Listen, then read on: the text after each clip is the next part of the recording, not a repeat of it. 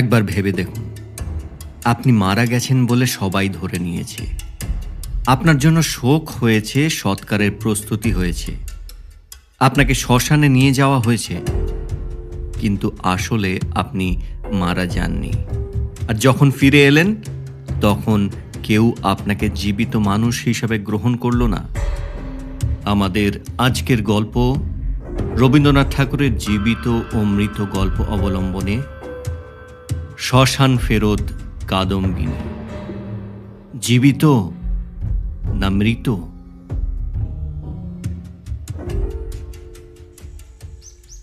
রানীহাটের জমিদার শারদাশঙ্কর বাবুর বিশাল বাড়িতে থাকত এক তরুণী বিধবা। তার নাম কাদম্বিনী।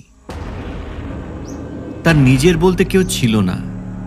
বাপের বাড়ির সবাই মারা গেছেন, স্বামী নেই, সন্তানও নেই, প্রতিকূলেও কেউ আপন নয়। এই বিশাল পৃথিবীতে তাঁর একমাত্র আশ্রয় ছিল শারদাশঙ্করের ছোট ছেলে সতীশ। ছেলেটার মা দীর্ঘদিন অসুস্থ থাকায় কাদম্বিনী তাকে নিজের সন্তানের মতো মানুষ করেছিল। নিজের সন্তান না হলেও যে ভালোবাসা অধিকারহীন, সেই ভালোবাসাই সবচেয়ে গভীর। সতীশই ছিল তাঁর বেঁচে থাকার কারণ। এক বর্ষার রাতে কোনো পূর্ব লক্ষণ ছাড়াই হঠাৎ কাদম্বিনীর শ্বাস বন্ধ হয়ে গেল, হৃদস্পন্দন থেমে গেল। সবাই ধরে নিল সে মারা গেছে। কারণ জানা গেল না, ডাক্তারও ডাকা হলো না, কারণ খুব একটা বেশি সময়ও ছিল না। পুলিশি ঝামেলা এড়াতে তাড়াহুড়ো করে 4 জন কর্মচারী মৃতদেহ নিয়ে চলে গেল শ্মশানে। শ্মশানটি ছিল জনবসতি থেকে বহু দূরে। পুকুরের ধারে একটি কুটির, পাশে বিশাল এক বটগাছ, চারিদিকে শূন্য মাঠ। মৃতদেহ কুটিরে রাখা হলো, চিতার কাঠ আসেনি এখনো। 4 জন অপেক্ষা করতে লাগলো। কিছুক্ষণ পর 2 জন কাঠ আনতে গেল, 2 জন পাহারা দিতে থাকলো মৃতদেহের পাশে। রাত্রি তখন গভীর, বর্ষার অন্ধকার ঘন, ভারী এবং শ্বাসরুদ্ধকর। লণ্ঠন নিভে গেছে, দেশলাই জ্বলছে না। 2 জনে বসে আছে মৃতদেহের পাশে। একজন বলল, ভাই, একটু তামাক থাকলে ভালো হতো। আরেকজন বলল, আমি দৌড়ে এনে দিচ্ছি, দাঁড়া। আসলে কিন্তু সে পালাতে চাইছিল। হঠাৎ মনে হলো খাটটা নড়ল, মৃতদেহ যেন পাশ ফিরল। 2 জনেই একেবারে ভয়ে জমে গেল।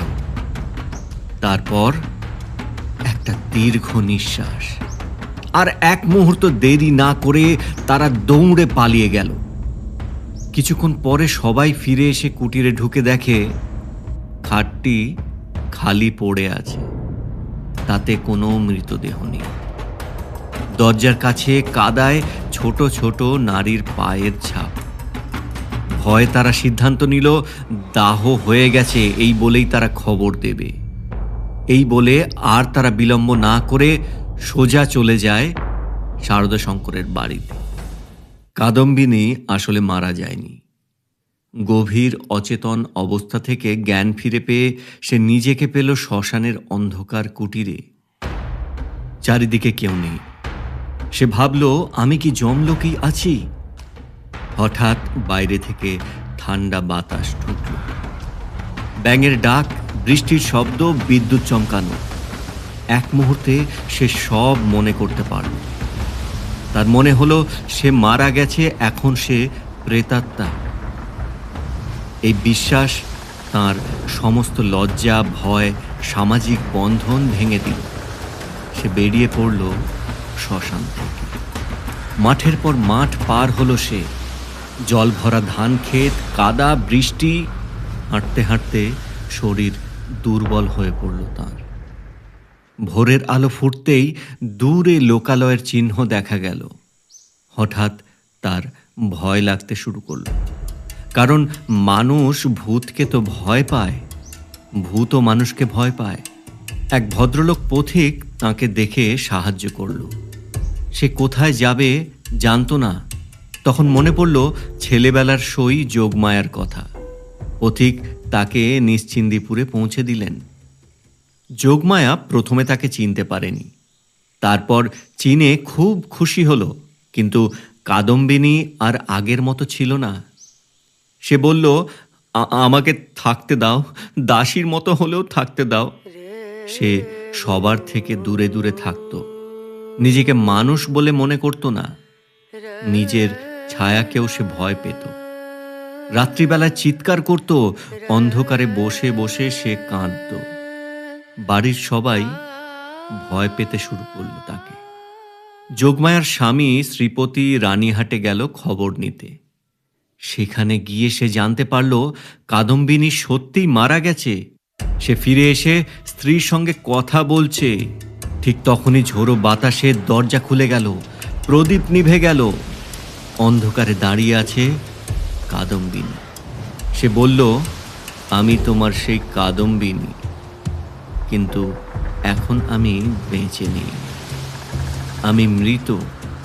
সে কাঁদতে কাঁদতে বলল, আমার যদি কোথাও স্থান না থাকে, আমি আমি কোথায় যাব? এই বলে সে চলে গেল। সে ফিরে গেল তার শ্বশুর বাড়িতে। ঝড় বৃষ্টির রাতে চুপিসারে ঢুকে পড়ল সেই বাড়িতে। সোজা চলে গেল সেই ঘরে যেখানে সতীশ ঘুমোচ্ছে। শীর্ণ অসুস্থ শিশুকে দেখে তার বুক ভেঙে গেল। হঠাৎ ছেলেটি আধো ঘুমে বলল, কাকিমা, জল দাও কাকিমা। কাদম্বিনী তাকে কোলে তুলে জল খাওয়ালো। ছেলেটা জেগে উঠে জিজ্ঞাসা করল, তুমি তো মারা গিয়েছিলে। হ্যাঁ খোকা, আবার এসেছো? আর আর মরবে না তো? ঠিক তখনই এক দাসী সেই ঘরে ঢোকে, আর চিৎকার করে সে অজ্ঞান হয়ে যায়। সবাই ছুটে আসে। শারদাশঙ্কর এসে বলে, তুমি চলে যাও, ছেলেটাকে ছেড়ে দাও। কাদম্বিনী ভেঙে পড়ে চিৎকার করল, আমি মরিনি, আমি বেঁচে আছি। সে নিজের কপালে কাঁসার বাটি দিয়ে আঘাত করল, রক্ত বেরোলো। সে বোঝাতে চাইল, দেখো দেখো, আমি বেঁচে আছি, আমি মরিনি। কিন্তু কেউ তার সেই কথা বিশ্বাস করল না। এত অনাচার আর সহ্য না করতে পেরে সে দৌড়ে বেরিয়ে গেল ঘর থেকে।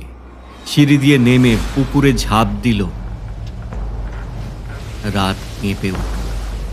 সারা রাত বৃষ্টি পড়ল, পরদিনও থামল না।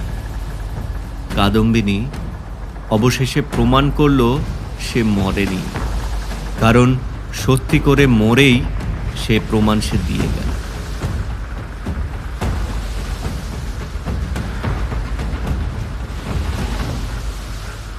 কখনো কখনো সমাজ কাউকে এতটাই অস্বীকার করে যে বেঁচে থেকেও সে মানুষ মৃত হয়ে যায়। আর যখন সত্য প্রমাণ করতে চায়, তখন আর ফিরে আসার পথ থাকে না।